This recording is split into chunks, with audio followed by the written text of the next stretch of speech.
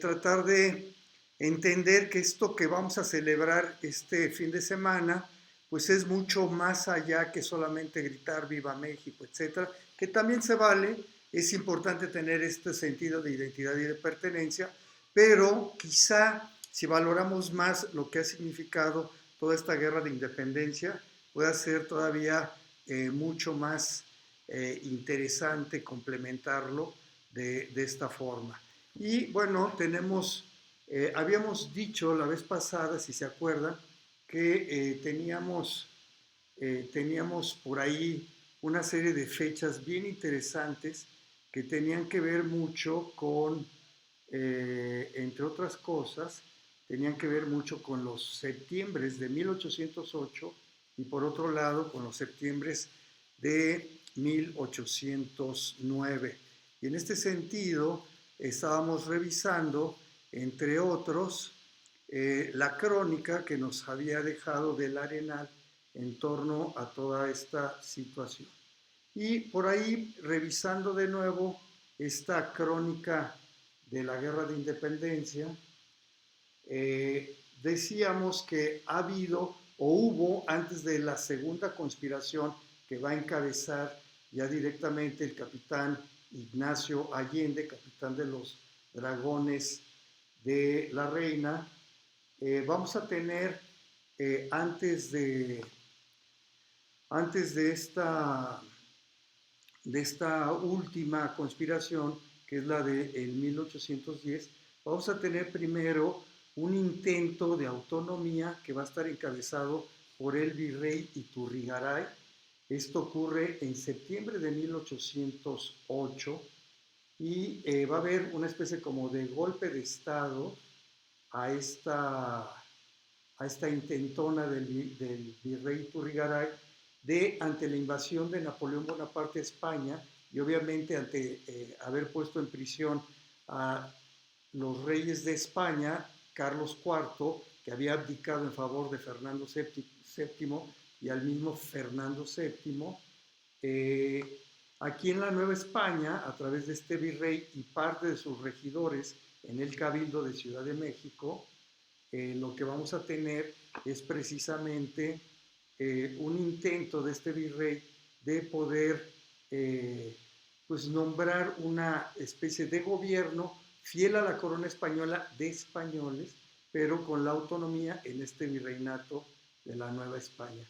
Y por ahí estábamos revisando esa crónica, nos vamos a dar cuenta que en esta crónica que nos relata, como les decía, Jaime del Arenal Fenoquio, que es una consulta muy, muy interesante para que la podamos revisar. Por ahí habíamos revisado que en septiembre precisamente de ese año de 1808, 2 años antes de que pues empezara ya la sublevación como la conocemos hoy en día, pues habíamos tenido precisamente este primer intentona. Terminamos de saludar, pues bienvenidos de nuevo a Ritos y Retos de la Frontera Tierra Adentro. Estamos transmitiendo desde Cascabel Radio Social en el 92.1 de FM. Nos está acompañando en la producción y controles técnicos Iván. Bienvenido Iván, gracias que estás con nosotros. Y tenemos una vía de comunicación con ustedes que es el 415-105-0932, 415-105-0932. Y mandamos un saludo al CECITEC. ¿Qué número de CECITEC es, Iván? No te sabes. Bueno, el CECITEC de San Miguel de Allende. Saludo para todos ellos. Y aquellos que nos están escuchando en su vehículo, que van, vienen, bienvenidos también. Igual aquellos que nos están sintonizando a través de la plataforma digital zeno.fm, seno.fm. Busquen por ahí esta plataforma y ahí sintonizan Cascabel Radio Social, o bien los que nos están siguiendo en vivo a través de la transmisión que estamos haciendo a través de la cuenta de Facebook Live de Arturo Morales Tirado. Bienvenidos también a esta transmisión. Y bueno, entrando ya al tema, bueno, ya antes, perdón, otro paréntesis, escuchamos una valona, que son unos ritmos muy, muy antiguos que ya se tocaban desde la época de la independencia. La valona es de la zona de Michoacán, de Guerrero, y por eso la quisimos traer a colación, porque eran son danzas populares que se hacen con instrumentos que quedaron en este mestizaje entre la influencia española y parte de las manos indígenas haciendo esta transformación. Y estas balonas pues, se tocan con violín, con arpa, con jaranas, con vihuelas, etcétera, y son realmente muy, muy valoradas. Son de temas no solamente jocoso, sino con mucha picardía. Habíamos escuchado la balona de la Huilota, y quizás si nos da tiempo escuchemos alguna otra balona por ahí. Hay unas muy, muy subidas de tono, pero son ritmos bien interesantes que tienen más de 350 años tocándose en estas tierras. Volviendo a esta cronología de la independencia, porque es muchísimo, el 15 y 16 de septiembre, pero de 1808, un grupo de hombres armados, dirigidos por el comerciante y hacendado Gabriel de Yermo, asalta el palacio virreinal y toma preso al virrey y a su familia, así como a Primo Verdad, a Azcárate y Talamantes, que eran parte de este que les decía Cabildo de la Ciudad de México, y que fue, por cierto, el primer intento de autonomía 2 años antes del Grito de Dolores. Por eso es interesante entender que también estamos conmemorando estas fechas de septiembre como parte de toda una complejidad que se van a ir encadenando hasta precisamente el grito de independencia en Dolores. Hoy 10 de septiembre, pero de 1810, de hace 214 años ya, qué bárbaro, qué rápido pasa esto, se conmemoraba que precisamente es descubierta la conspiración de la Junta de Conspiración de Querétaro, precisamente un 10 de septiembre de 1810, y esto, como ya sabemos, precipitó el alzamiento, y vamos a tener que el alzamiento pues lo vamos a tener precisamente en la madrugada del 16 de septiembre. Pero fíjense qué curioso, un año antes, justo el 16 de septiembre de 1809, en Dolores, en la congregación de Dolores, Miguel Hidalgo otorga poder a su hermano Mariano, que era menor, para que intervenga en unas diligencias jurídicas en desembargo de su hacienda, Santa Rosa de Jaripeo. Esto está ahí en el municipio de Pénjamo hoy en día, o estuvo en el municipio de Pénjamo. Y va a ser interesante entonces cómo es una fecha también significativa en el sentido de entender que toda la familia Hidalgo va a perder una serie de propiedades en la zona de lo que hoy es el municipio de Pénjamo, en torno a la ex hacienda de Corralejo, que ya quedan solamente cimientos de las ruinas que todavía se veían hace unos 50 años en Corralejo, y que es donde nació Miguel Hidalgo y Costilla, por eso era tan significativa, pero también van a perder otras propiedades por la zona de la hoy Ciudad Hidalgo, la antigua Taximoroa, allá cerca de Marabatío, en Michoacán, en la zona de los azufres.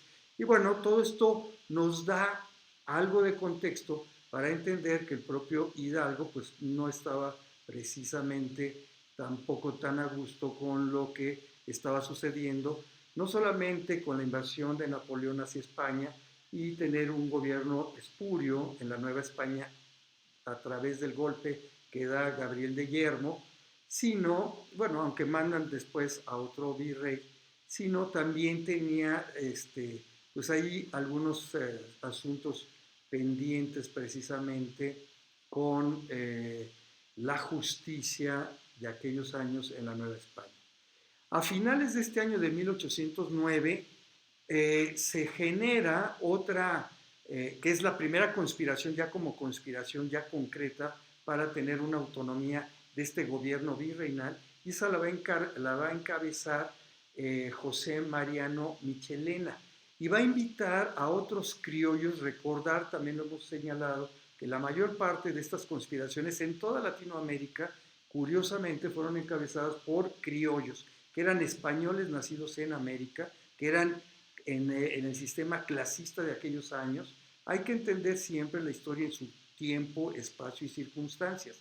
No no es realmente la forma correcta que desde aquí, desde el siglo XXI, hagamos juicios a los actores y a los momentos de la historia sin entender que fueron respuestas al contexto que vivían ellos. Y en ese sentido, justo desde agosto y sobre todo en octubre, empiezan estas juntas de conspiración de 1809, encabezados por Michelena en Valladolid. Pero va a haber juntas que tienen ciertos ecos en otras ciudades muy importantes de esta parte central de México, hoy parte central de México, y va a haber juntas también en Celaya, en el Bajío, y desde luego va a tener también participantes de los Altos de Guanajuato, justo con gente nativa de San Miguel el Grande, hoy San Miguel de Allende, y ni más ni menos que va a estar el mismísimo capitán Ignacio Allende siendo parte de esta primera conspiración encabezada por José Mariano Michelena. Y de parte de Dolores va a estar Mariano Abasolo también participando en estas conspiraciones.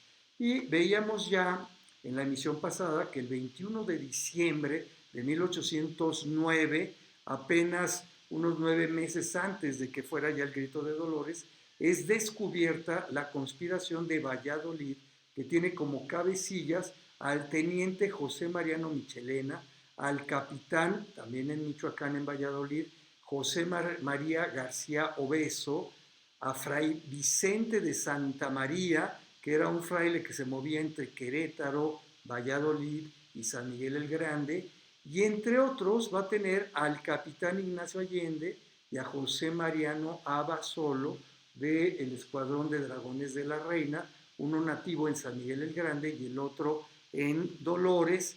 Y es muy, muy interesante, este Mariano Abasolo pues era, entre otras partes, tenía una gran hacienda en lo que hoy es Río Laja, en el municipio de Dolores, en el estado de Guanajuato, aquí en México, para los que nos están escuchando en otras partes fuera de la República Mexicana.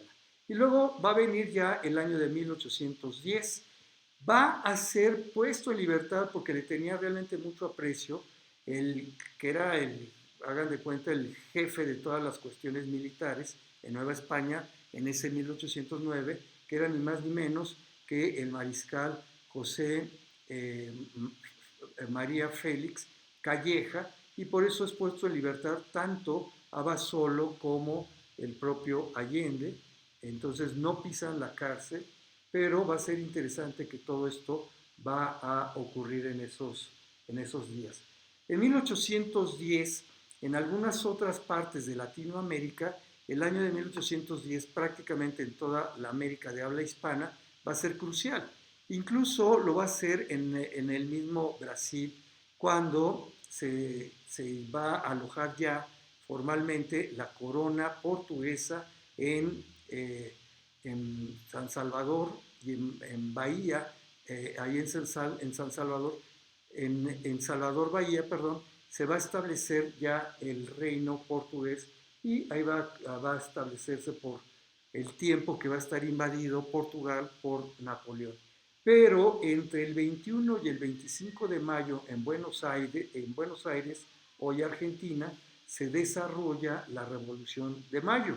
De ahí viene lo de la Plaza Central en la ciudad de Buenos Aires, que se le conoce como Plaza de Mayo precisamente.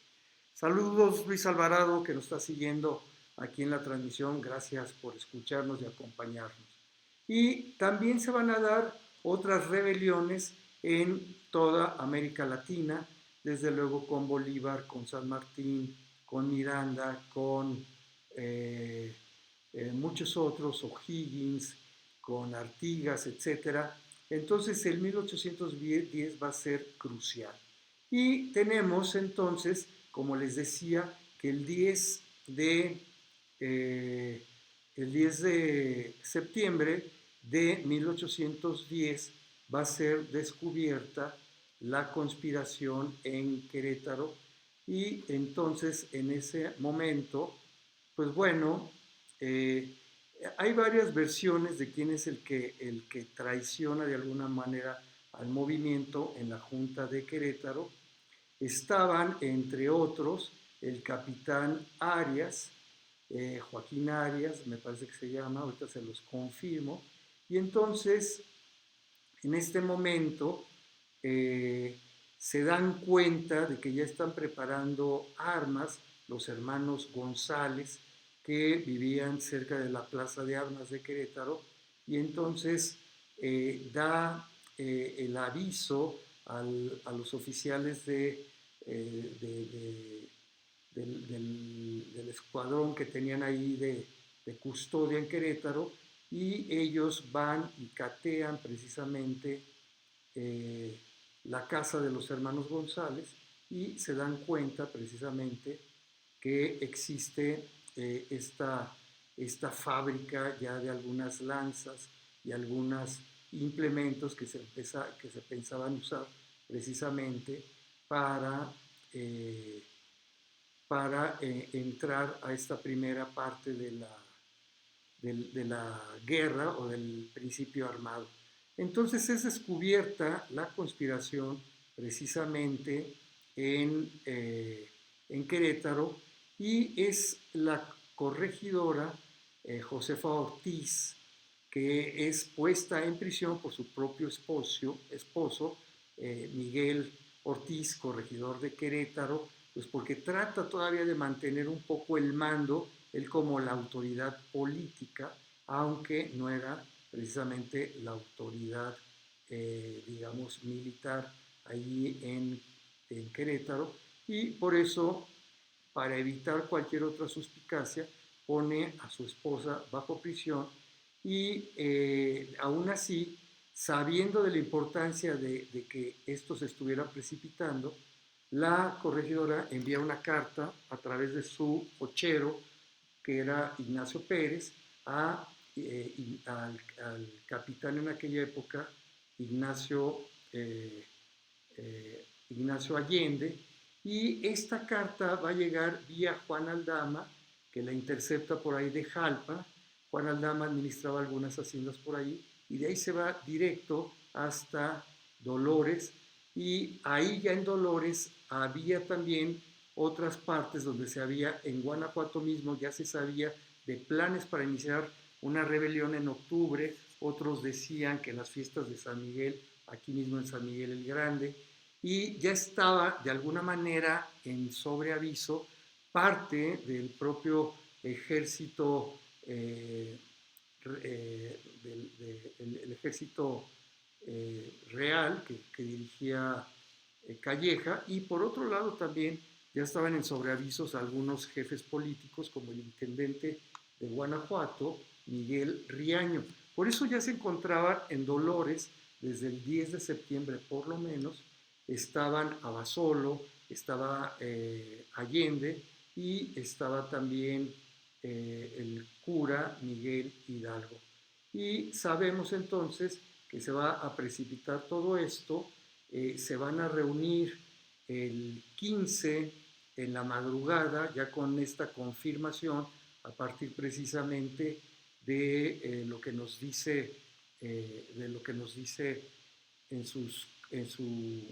en su propio juicio de incidencia, menciona algo de esto al propio Allende, y se reúnen entonces ahí precisamente en Dolores, en la casa del curato, donde residía Miguel Hidalgo, y toman la decisión entonces de adelantar el movimiento para ese propio 16.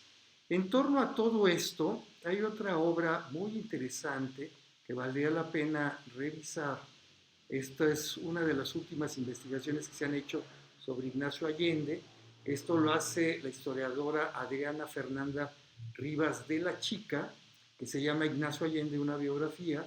Esto fue publicado en el 2013 por la Universidad Nacional Autónoma de México a través del Instituto de Investigaciones Históricas, y entre otros capítulos muy interesantes nos mencionan precisamente de parte de estas conspiraciones previas que hay. Se menciona que obviamente había también juntas de conspiración en San Miguel el Grande, a manera de tertulias literarias. Se reunían en diferentes casas de los criollos, una muy significada en San Miguel de Allende hoy en día, pues es ni más ni menos que la casa del hermano de Ignacio Allende, que fue Domingo Allende, y en el entresuelo de esta casa pues permanece todavía este lugar con una puerta a dos aguas, con una serie de traves de madera, donde están pintados unos números que se supone se usaban, o hay la hipótesis de que se usaban como claves para saber si podían entrar o no gente que sabían ya de toda esta conspiración. Hay también una placa ahí de mármol enorme que nos dice que era parte de estas conspiraciones. Otras hipótesis son que también entre los mismos dragones de la reina, que era además una forma prestigiosa de ser parte de la comunidad criolla en San Miguel el Grande. Recuerden que no solo en San Miguel o en México, sino en toda Latinoamérica, parte de los líderes de la independencia fueron precisamente los criollos de la parte norteña de los Países Bajos, vascos, perdón, de Navarra, etcétera, que fueron líderes de todo esto. Y aquí en San Miguel, bueno, familias como los Malos, los Lanzagorta, los hermanos Aldama, desde luego los Allende, pues eran la mayor parte de ellos de origen o de descendientes de los Países Vascos, algunos de Navarra, o como el coronel de la Canal, que era quien lideraba en rango al escuadrón de los dragones de la reina, pues era cántabro, ¿no? Entonces, en este sentido es interesante también observar toda esta sintonía que había. Como ya sabemos, Allende estuvo inmiscuido en las conspiraciones desde 1808, fue parte estuvo participando, hay cartas donde relata que va a juntas con el mismísimo virrey Iturrigaray y ya tiene conocimiento de estos. Algunos otros señalan que incluso desde 1805 ya había alguna participación de estas ideas con una serie de criollos, ¿no? Hay un historiador, Mateos, que a este respecto comenta parte de estos inicios. Y otra cosa súper interesante es entender que ya también existe desde los primeros años del siglo XIX, van a empezar aquí en América Latina la formación de una serie de logias masónicas, en principio siguiendo el rito escocés europeo. Esto viene con los propios virreyes a Nueva España y se empiezan a formar algunas logias masónicas en la propia capital de la Nueva España, en la Ciudad de México. Por ahí se narra la calle de las Ratas, donde se reunían algunos masones ya desde 1805 y entendían que el mundo estaba cambiando, que junto con ello también la misma corona española. En fin, vamos a tener una serie de crónicas al respecto. Virginia Guedea también nos refiere algo al respecto y va a ser interesantísimo entender que esto va a ser entonces parte también de precisamente estos momentos importantes antes de la propia conspiración. También entender que la historia es mucho más allá, o la historia ya de investigación va a ser mucho más allá que solamente la exaltación de héroes en estas historias oficiales, ¿no? Sino que vamos a tener momentos muy, muy complejos. Y en este sentido, quisiera yo relatarles parte de lo que nos está comentando precisamente Rivas de la Chica en estos momentos donde se ven descubiertos ya en cuanto a la conspiración y el inicio del movimiento. Según en la declaración en su causa, en su juicio de incidencia de Ignacio Allende, ocurrido en Chihuahua en junio de 1811, él relata que la noche del 15 de septiembre del año 1810 se dirigió Allende solo a Dolores y Juan Aldama llegó después. Aquí ya se infiere que Juan Aldama llega ya con la carta de confirmación de que ha sido descubierta la conspiración, aunque eso no lo menciona en su juicio Allende, y llegó después a alcanzarlos para avisarles a él y a Hidalgo que en Querétaro habían aprendido a Epigmenio González y que la orden era aprenderlos a ellos también. En aquel momento Allende, Hidalgo y compañía tenían básicamente dos opciones: dejarse capturar, aun cuando era muy probable que se les condenara a la pena máxima por traición, o iniciar la rebelión tan pronto como fuera posible. Había una tercera opción, que era la de huir, pero por lo menos Allende e Hidalgo no la contemplaban. Según Jamil, los animaba el hecho de que aunque el movimiento estaba planeado para iniciar después de la preparación, este ya estaba avanzado. Y contaban además con el factor de la sorpresa y estaban confiados en que serían apoyados desde el inicio con muchos adeptos y que tendrían un triunfo relativamente fácil.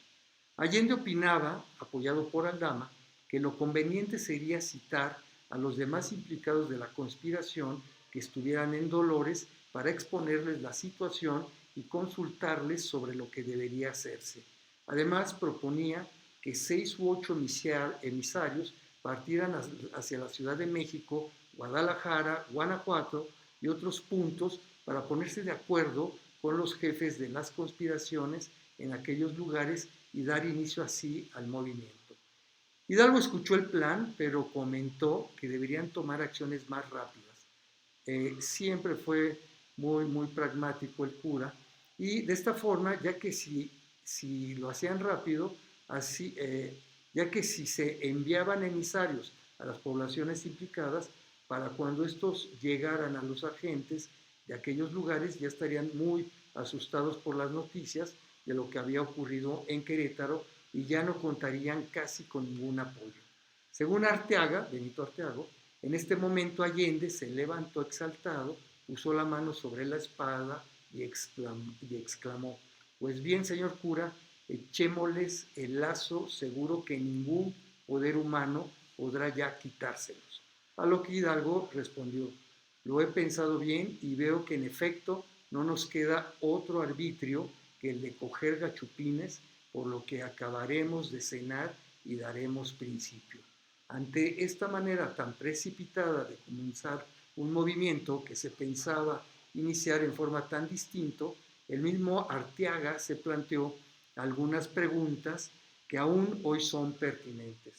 Las preguntas que se hace Benito de Arteaga en su obra son las siguientes: ¿dónde estaban los ejércitos que debía tener Allende y sus compañeros para apoyar y fundar en ellos sus esperanzas y sus triunfos? ¿Dónde estaban los caudales necesarios también para sostener esos mismos ejércitos? ¿Dónde los generales con cuya alianza podían contar? En fin, hay una última pregunta que se hace Benito de Arteaga: ¿dónde el prestigio y la preponderancia que dan las hazañas famosas y un nombre conocido de antemano? Y él mismo se contesta: nada de esto, porque como hemos visto, no tenía más antecedente que su valor, más recursos que su genio, más armas que la uniformidad de su pensamiento y su viva fe en el porvenir. Sin embargo, el valor y el genio no podían compensar la falta de apoyo y planeación, y al parecer pronto se hizo evidente que había más discrepancia que uniformidad de pensamiento entre los líderes del movimiento. Como lo apunta después Criston Archer, desde un principio Hidalgo, Allende y sus seguidores criollos se convirtieron en rehenes de una rebelión que fue mucho más allá de su capacidad de ejercer el control. No contaban con los apoyos que habían planeado y tampoco podían confiarse en el genio militar de Allende, porque, aunque había sido entrenado y estuvo en misiones especiales bajo las órdenes de jefes tan importantes como Calleja, nunca se había encontrado en una verdadera acción de guerra. Al responder en su causa sobre las razones que tuvo para decidirse a actuar, Allende expresó que a pesar de tener un plan armado y de que se actuaría sobre todo en caso de que se intentara entregar el reino a los franceses, él tenía muy claro que si en un momento dado era descubierto y tuviera que asegurar su persona, prefería primero morir antes que rendirse. En fin, es parte de lo que vamos teniendo aquí como antecedente a este primer movimiento que va a nacer justo en la madrugada del 16 de septiembre, un domingo, alrededor de entre 5 o 6 de la mañana, y después de hacer una arenga que siempre ha quedado ahí entre qué fue lo que se había dicho exactamente en ese momento, no, alrededor de 300 personas salen de Dolores hacia la villa de San Miguel el Grande para tratar de hacerse más fuertes ahí en la villa y con esto emprender entonces esta rebelión, pero ya armada. De esta forma, les sigo comentando la crónica que nos hace Rivas de la Chica, Fernanda Rivas de la Chica. Déjenme saludar a Leti Rangel. Buenas tardes, Leti.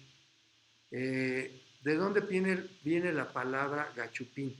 Ahorita te la comento, Luis. Bienvenido. En estos días, bueno, también nos comentan aquí sobre el pípila, que también tiene ahí una serie de comentarios. Pero déjenme comentar lo que nos comenta Fernanda Rivas de la Chica en este su libro, Ignacio Allende, Biografía. De esta forma se decidió comenzar el movimiento, aunque apoyándose principalmente en las clases bajas, contrariamente a lo que Allende hubiera querido.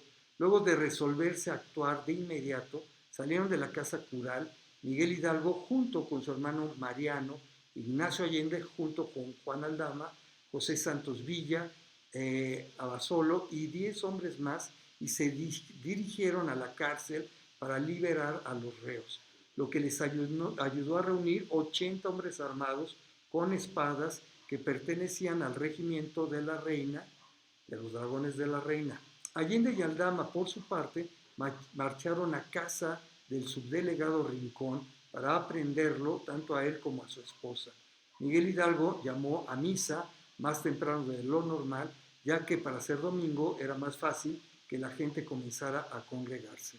Después de reunir suficientes personas, el cura habló en el tono siguiente: y ustedes harán visto este movimiento, pues sepan que no tiene más objeto que quitar el mando a los europeos, porque estos, como ustedes sabrán, se han entregado a los franceses y quieren que corramos la misma suerte, lo cual no hemos de consentir jamás, y ustedes como buenos patriotas deben defender a este pueblo hasta nuestra vuelta, que no será muy dilatada, para organizar el gobierno. Esto es según una narración que hace William Davis Robinson y algunos otros la constatan. En fin, salen de Dolores en la madrugada, bueno, en la mañana, las primeras horas de la mañana, por la hoy calle Allende, precisamente, de la plaza principal, la calle Oriente de la plaza principal de Dolores, es la calle que va hoy en día todavía siguiendo el camino real de tierra adentro hasta la antigua villa de San Miguel el Grande. Y van a comenzar entonces este trayecto, y a medida que avanzaban, nos dice Rivas de la Chica, por distintas poblaciones, se les unían rancheros, indios y castas en su mayoría, armados de palos, lanzas, machetes y muy pocos con armas de fuego. En efecto, eran muchas las personas que se unían de momento al movimiento, pero casi ninguna con las características que Allende esperaba para lograr su objetivo. Él opinaba que no debía admitirse a todo el que se presentara por varias razones. No había cómo pagarles, no tenía idea de la subordinación y disciplina necesarias en casos como el que se presentaba, lo cual, en lugar de hacerlos útiles, los volvía incluso perjudiciales. Y tampoco contaba con las armas requeridas ni con el conocimiento sobre su uso. Aún así, aceptó a su pesar que el ejército insurgente comenzara a integrarse con la multitud. Hidalgo salió primero de Dolores sin Allende ni Aldama, porque ellos lo habían ido a ver a Miguel María Malo. Miguel María Malo vivió en San Miguel el Grande, San Miguel de Allende hoy en día, donde vivió Miguel María Malo, justo en la hoy calle de Cuna de Allende. Es la casa que se conoce como Posada Carmín. Esta casona de 2 pisos, con piso noble, justo para un criollo noble, como era la familia Malo, pues bueno, era la casa principal de esta familia que, entre otras cosas, administraba la gran hacienda de los marqueses de Castilla, que ni más ni menos que era la hacienda de la R. Y va Allende, va Aldama y va a buscar a Miguel María Malo.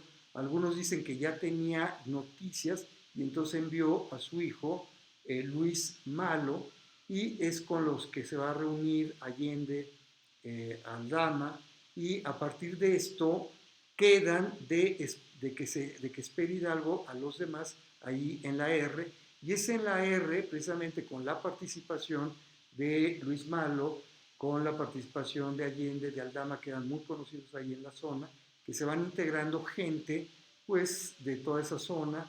Hoy sabemos pues gente de La Ventilla, gente de San Francisco de la R, que era parte de esto, gente de Peñuelitas, gente de La Luz, gente que era una congregación de indígenas enorme, del Llanito también, precisamente por ahí cruza el río Llanito, que luego se hace el río de la R, que va a cruzar a la hacienda de la R, y ya de allí van a salir hacia Totonilco alrededor de las 11 o 12 mediodía.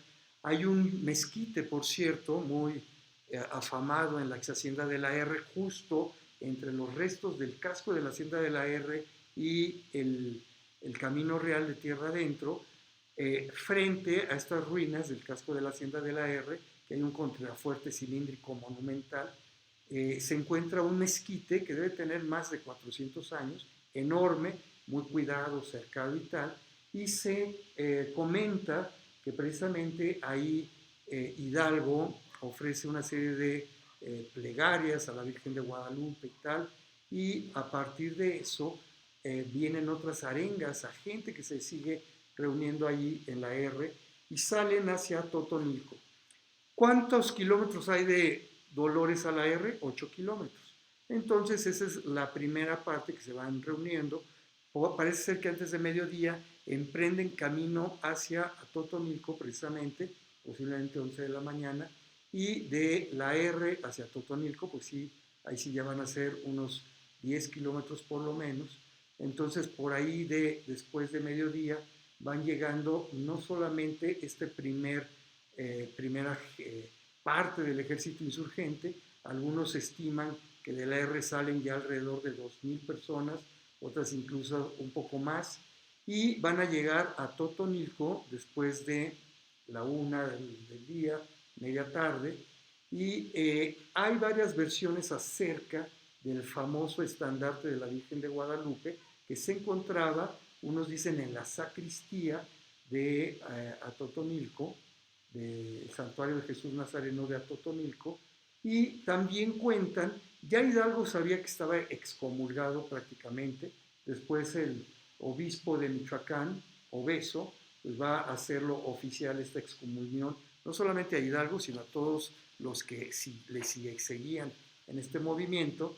Pero el capellán de Atotonilco, en aquella época, Remigio González, para muchos él va, Hidalgo aparentemente está en el atrio, ya no quiere pasar más tiempo al interior de la iglesia, sino está en el atrio precisamente recibiendo más gente que se está incorporando al movimiento. Todo esto en torno al camino real de tierra adentro, que era Dolores, Hacienda de la R, luego de Hacienda de la R seguía hacia Arroyo Seco, de Arroyo Seco subían hacia la parte de San José de la Caja, a un costado de Montañés, hoy en el municipio de Dolores Hidalgo, tanto San José de la Caja como Montañés, entre el Cerro del Jovero y el Cerro del Rondanejo, y ya desde ahí empezaron a avistar precisamente el Valle de San Miguel de Allende entre estas comunidades.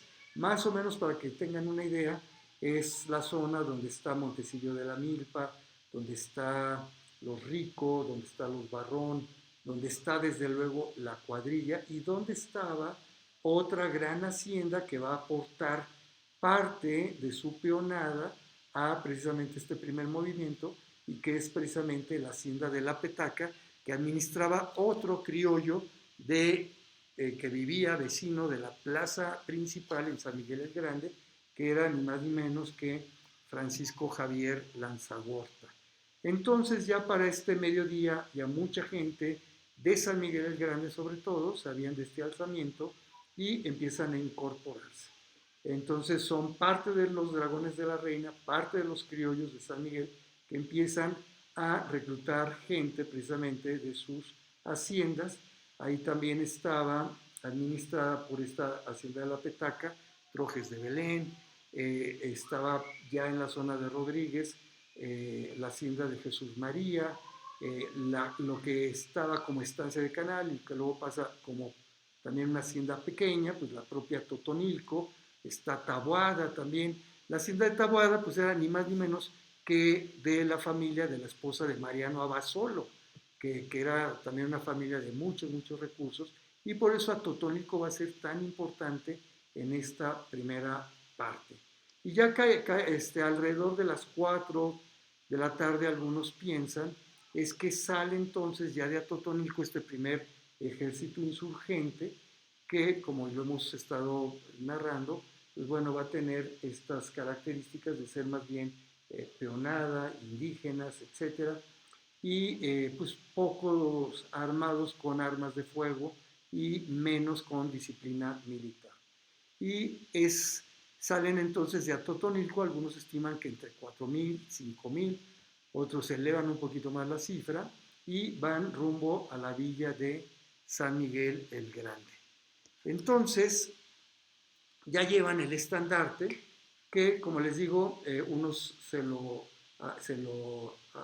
dan más bien al capellán Remigio González, que es quien lo deposita en el propio Hidalgo, y ya a partir de esto, pues bueno, ya salen precisamente hacia, eh, hacia la villa de San Miguel el Grande. Vamos a ver que van a llegar ya entonces más bien todo un ejército precisamente de peonada, de agricultores, diríamos hoy de asalariados agrícolas de las haciendas, con muy poca disciplina militar, y entonces van a llegar precisamente a, a las afueras de la villa de San Miguel.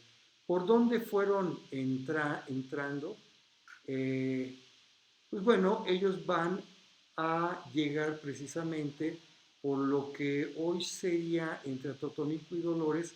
Parte de este camino real todavía está, cruza parte de lo que es la colonia urbana de La Esperanza, de ahí a donde está una troje todavía, cerca de la cruz, de la colonia de la Cruz de la Paz, allá a un costado de un predio privado que se llama Los Senderos.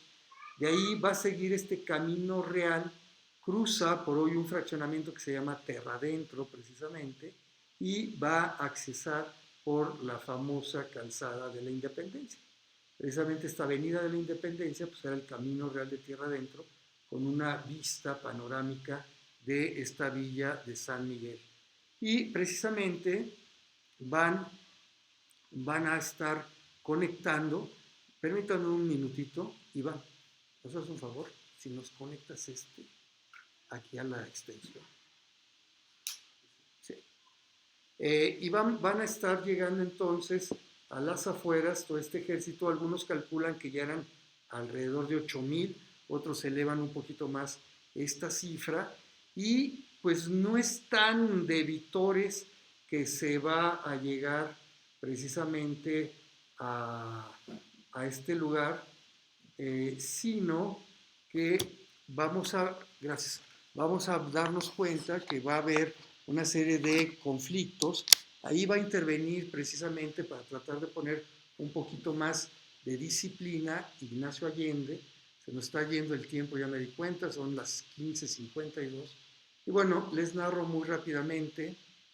Eh, Gracias, Pedro Antonio, que nos está siguiendo también. Y entonces van a llegar estos ejércitos, se pone en prisión y en parte para su propia seguridad a familias españolas, se habilitan como prisión los cuartos, los salones del Colegio de San Francisco de Sales, y ahí se pone bajo prisión aparte de las familias españolas de San Miguel el Grande y algunos criollos que incluso no estaban con este movimiento. Se trata de controlar a toda esta gente que va llegando, ¿no? En este momento, y a partir de esto vamos a tener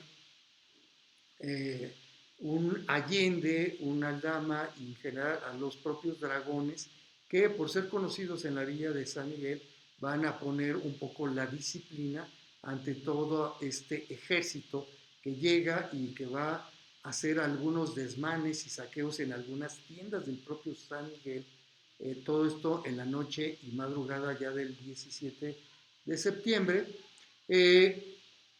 Hay para algunos la hipótesis de que por esto mismo se va a nombrar las primeras autoridades en la villa de San Miguel encabezadas por el hermano del dragón de la reina Juan Aldama, que es ni más ni menos que el abogado, el licenciado Ignacio Allende, y él va a ser eh,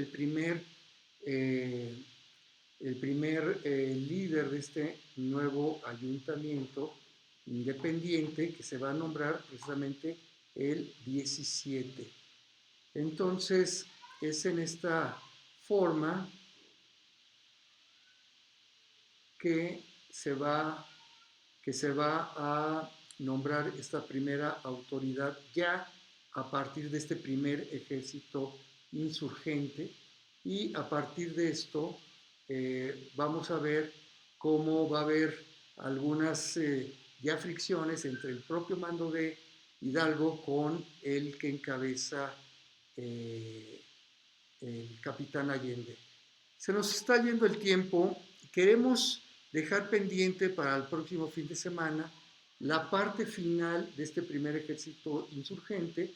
Muy rápido van a salir de San Miguel de Allende, el Grande, perdón, este ejército insurgente, y van a estar ya el 19 cruzando por Chamacuero, donde residía Manuela Taboada, donde su esposo Mariano Basolo también tenía mucha ascendencia con la gente de este poblado, en Chamacuero, y a partir de ahí van a llegar a Celaya, que es otra ciudad principal, donde vamos a ver qué va surgiendo.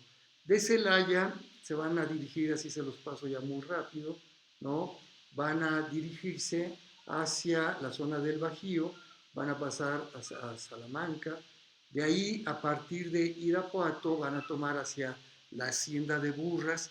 Ahí escribe Hidalgo una carta conminando al intendente Riaño, que era amigo personal de Hidalgo, a que entregue la plaza, no hace caso, etcétera. Ya sabemos lo que sucede en la Lóndiga, y a partir de esto se va a desencadenar una serie de batallas en la versión oficial. Vamos a tratar de verlas la próxima semana un poquito más a detalle. Vamos a ver que no fueron precisamente batallas tan tersas, tan de oropeles, ¿no?